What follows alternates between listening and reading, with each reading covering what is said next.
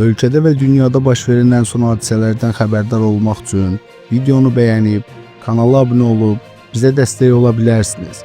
İndi isə keçək xəbərə. Ukrayna prezidenti Volodymyr Zelenskinin Xalqın Xidmətçisi partiyası ona qarşı üsyan hazırlayıb. Səyyar TV Global Infoya istinadən xəbər verir ki, bu barədə Ali Radanın deputatı Oleksiy Gonçarenko sosial şəbəkədə bildirib. Onun sözlərinə görə partiya üzvləri prezidentlə arasına nifaq salır və onu şantaj etməyə çalışırlar. Gonçarenko qeyd edib ki, bugün Ali Rada Zelenskinin yaxın çevrəsindən bir neçə şəxsi işdən çıxarıb, bu da prezidentlə partiya arasında gərginliyi artırıb. Onun sözlərinə görə bəzi deputatlar parlament müxalifəti ilə əməkdaşlıq etməyi planlaşdırır. Partiya üzvləri üsyana hazırlaşır. Diqqət etmək lazımdır. Belə çıxır ki, onlar xalqı da üsyana təşviq edirlər.